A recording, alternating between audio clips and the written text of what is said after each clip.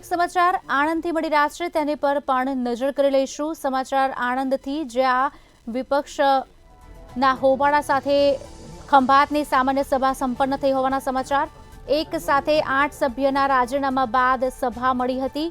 આપને જણાવી દઈએ સમાચાર, વિપક્ષ દ્વારા હોબાળાનું નાટક કરી સભા ખોરવવાનો પ્રયાસ પણ કરવામાં આવ્યો છે।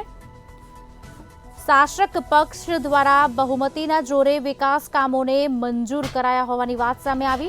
વિપક્ષ દ્વારા એજન્ડાના કાગળો પણ ફાળવવામાં આવ્યા, જ્યાં સામાન્ય સભા વિપક્ષના હોબાળા સાથે સંપન્ન થઈ હોવાની વાત સામે આવી। એક સાથે 8 સભ્યોના રાજીનામા બાદ આ સભા મળી હતી। રોજ 26 તારીખે ખાસ સામાન્ય સભાનું બોર્ડ બોલાવવામાં આવ્યું હતું ખંભાત નગરપાલિકા ખાતે।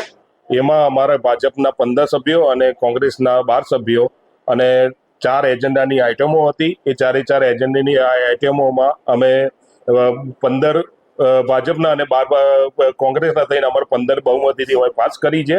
અને બીજું કે એમને જે સરકારી કાગળ એજન્ડા એ જે બધું ફાડ્યું છે એના માટે અમે ચીફ ઓફિસરને કહીને કાર્યવાહી કરાવશું। એજન્ડાના કાગળો નથી પાડ્યા, કોરા કાગળો ત્યાં પડ્યા હતા। એ કોરા કાગળો મારા હાથમાં આવ્યા, એ કોરા કાગળો મેં પાડ્યા છે, એજન્ડાના કોઈ કાગળો નથી પાડ્યા। અને હું આપને કહું, આ ભારતીય જનતા પાર્ટીની જ્યાં જ્યાં સત્તા છે ત્યાં ત્યાં વિપક્ષને દબાવવાનો પ્રયાસ થઈ રહ્યો છે। અને એમાં અમે જરાય અમને કોઈની બીક લાગતી નથી।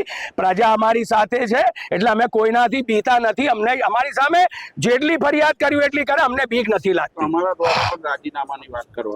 મારા દ્વારા જે રાજીનામાની વાત કરવામાં આવી, મેં મારો રોષ જે ઠાલવ્યો મારા અંગત કારણોસર મેં ઉપર મોકલ્યું તો એ નામંજૂર કરવામાં આવ્યું।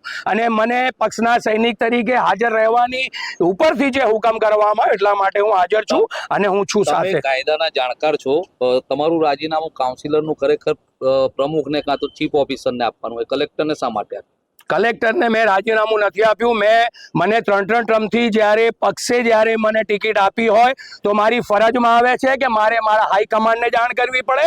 એટલે કલેક્ટરને જે લેટર હતો એ ઉપર મેં જાણ કરી અને એમણે મને ના પાડી। એટલા માટે હું આજે પ્રજાની વચ્ચે અને એમના પ્રશ્નો ઉઠાવવા માટે હું છું આજે પણ।